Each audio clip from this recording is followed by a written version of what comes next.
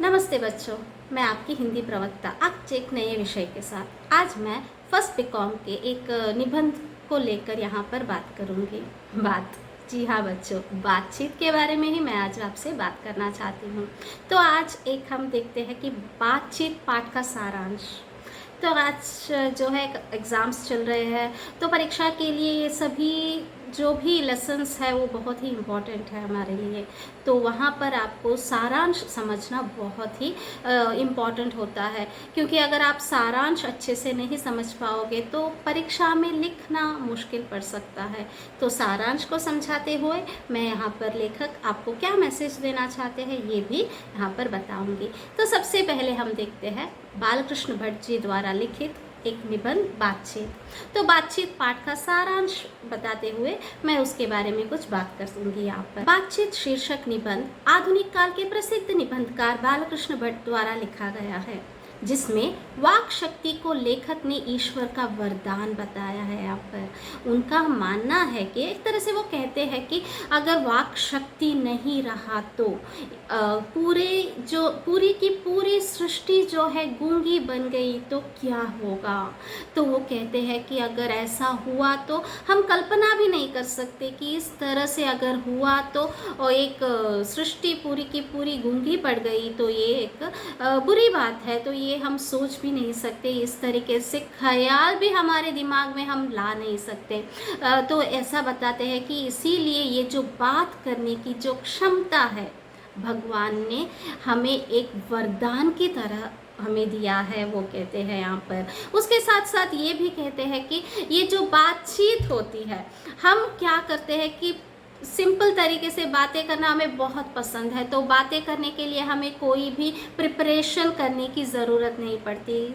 जो भी हमारे साथ में है वो हमारे दोस्त होते हैं, रिश्तेदार हो सकते हैं, मम्मी पापा जो भी हो सकते हैं, तो भाई बहन, इन सभी के साथ हम क्या करते हैं, जब बातें करते हैं तो हमें स्पेशल कर कुछ रेडी करना नहीं पड़ता, उसके लिए हमें प्रिपेयर नहीं होना पड़ता, हमें कुछ नहीं करना पड़ता। हम बेझिझक से बिना किसी रुकावट के हम बात कर सकते हैं। लेकिन वही जब एक स्पीच की बात आती है, जब हम क्या करते हैं कि एक स्पीच की बारी होती है तो हम स्टेज में खड़े रहने से पहले क्या करते हैं, बहुत सारी तैयारियां करते हैं, उसके लिए बहुत सारे प्रिपरेशन होता है और बहुत सारे लोगों से सलाह लेते हैं। बहुत सारे साइट आजकल जो है गूगल वगैरह वगैरह साइट्स जो है उनमें सर्च करते हैं। इन सभी को कर हम उसके बारे में सभी तैयारियां कर उसके बाद हम स्टेज में जाते हैं और उसके बाद हमें बहुत ही अच्छी तरीके से उसके बारे में बोलना पड़ता है। किसी भी एक विषय के बारे में स्पीच करना है तो हम ऐसे करते हैं। लेकिन लेखक यहाँ पर कहते हैं कि बातचीत करने के लिए इस तरीके की तैयारी की ज़रूरत नहीं पड़ती है। बातें हम एज यूजुअल जिस तरह से नॉर्मल तरीके से हम करते हैं वैसे हम कर सकते हैं, ऐसा यहाँ पर लेखक बताते हैं। वे कहते हैं कि जैसे आदमी को ज़िंदगी मज़ेदार बनाने के लिए खाना पीना, चलना फिरना, घूमना, इस तरीके से अलग अलग तरीके की ज़रूरत उसे पड़ती ही है, उसी तरीके से बातचीत भी बहुत ही आवश्यक है। इससे चिंता हल्का और स्वच्छ हो जाता है। जब भी हमारे मन में कोई भी चिंता होती है तब हम उसे दूसरों के साथ शेयर करते हैं तो हमारा मन जैसे हल्का होता है। इन सभी बातों को यहाँ पर लेखक बताते हैं। लेखक का कहना है कि ये जो एक विद्वान के बारे में यहाँ पर बताते हैं, बेन जॉनसन कहते हैं कि बोलने से ही मनुष्य के रूप का साक्षात्कार होता है। उसके बाद लेखक ने बातचीत के प्रकार को भी यहाँ पर बताया है। बातचीत के अलग अलग प्रकार को भी उन्होंने बताया है और एडिशन मानते हैं कि असल बातचीत जो है सिर्फ दो लोगों के बीच में होती है। ये बात भी यहाँ पर लेखक कहते हैं कि कुछ विद्वानों का ये भी मत है, यानी कि उनका कहना है कि ये जो बातें होती है हम खुलकर बात जब करते हैं तो वो दो लोगों के बीच में ही होते हैं, और ये जब तीसरा हमारे बीच में होता है तो हम खुलकर बात नहीं कर सकते, वो बस एक फॉर्मेलिटीज़ होती है, ऐसा बताते हैं। और बातों के अलग अलग प्रकार भी होते हैं। उन्होंने इस निबंध में बताया है कि ये जो बच्चे होते हैं, बच्चों की बातें बहुत ही खुशी एक तरीके से वो इनोसेंट होते हैं, वो हर किसी के साथ घुल मिलकर अच्छे से बातें करते हैं। और जब वही बच्चे जो है थोड़े स्कूल जब जाते हैं तो वो वहाँ पर क्या होता है कि वो अपने टीचर के बारे में, अपने दोस्तों के बारे में इस तरह से बताते हैं, बात करते हैं। और उस यानी कि टीचर, वो टीचर अच्छे हैं, ये टीचर अच्छे नहीं है, वो टीचर बहुत ही गुस्सा करते हैं, टीचर बहुत ही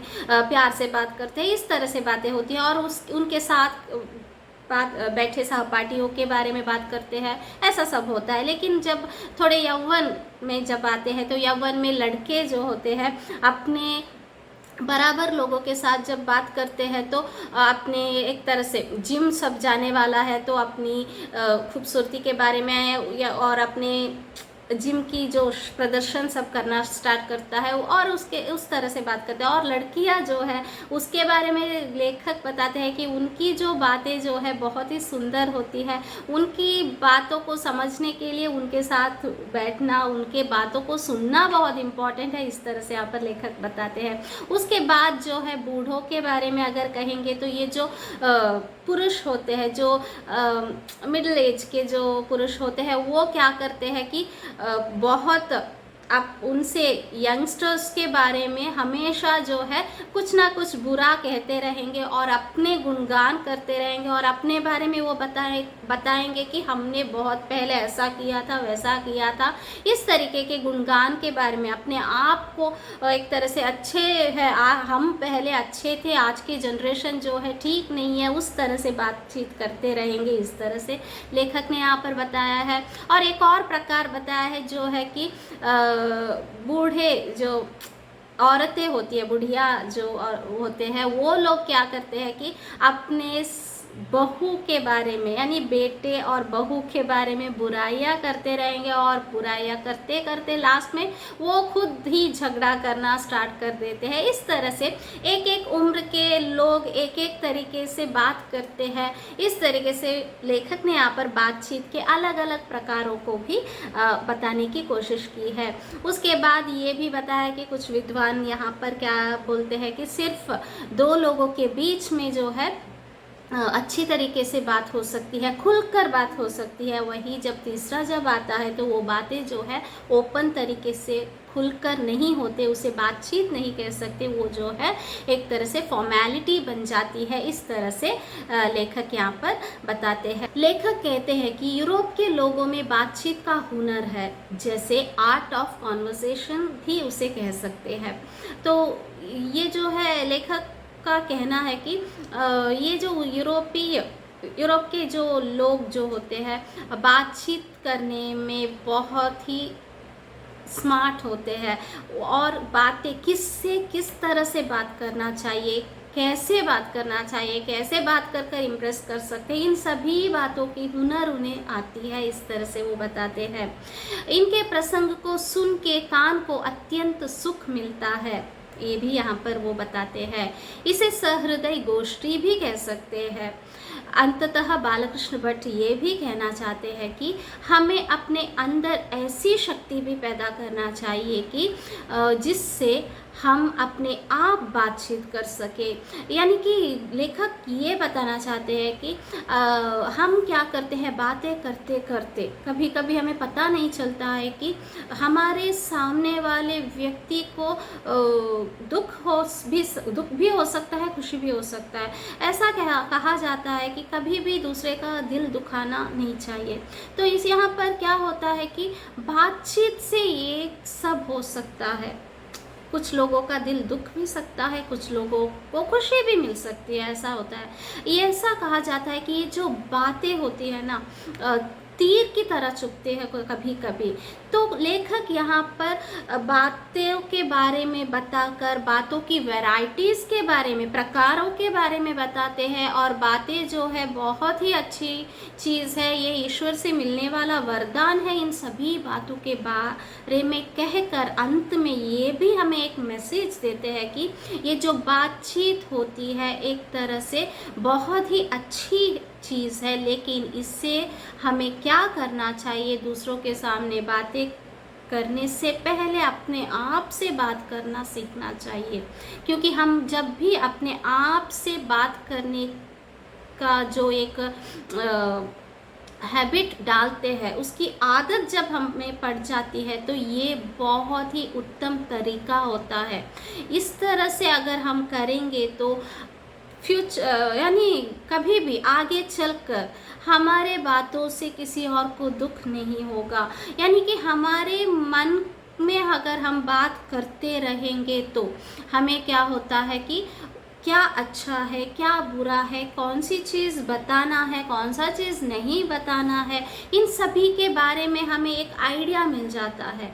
हम कभी भी किसी भी विषय के बारे में दूसरे से बात करने से पहले अपने आप से बात करना सीख लेना चाहिए। ये एक उत्तम तरीका है, ये यहाँ पर लेखक बताते हैं और ये एक तरह से सुझाव भी देते हैं कि इस तरह से हमें प्रैक्टिस करना चाहिए। अगर ऐसा करेंगे तो हम आसपास के लोगों के साथ हम खुशी से रह सकते हैं। ये ऐसे फॉलो करते रहेंगे तो ये जो है हमारे लाइफ में भी बहुत अच्छी बदलाव ला सकती है। बातें करते जाना ये ठीक नहीं है। हमें हमेशा जो है एक व्यक्ति के सामने बात करने से पहले उस बातों के बारे में विचार करना चाहिए। वो विचार कैसे करना है?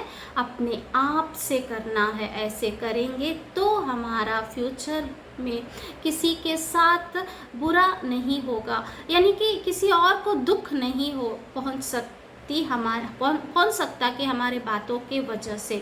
तो ये एक मैसेज अंत में लेखक हमें देना चाहते हैं कि हमारे मन में हमें ऐसी शक्ति पैदा करनी चाहिए जिससे हम अपने आप बातचीत कर ले, और बातचीत का यही उत्तम तरीका है। इस प्रकार से यहाँ पर लेखक हमें एक मैसेज देते हैं। तो ये सभी बातों को याद रखकर हमें हमारे लाइफ में भी यहाँ पर जो भी लेखक ने बताया है इसे हमें अब सिर्फ पढ़कर भूलना नहीं है, हमारे लाइफ में इसे लेना है।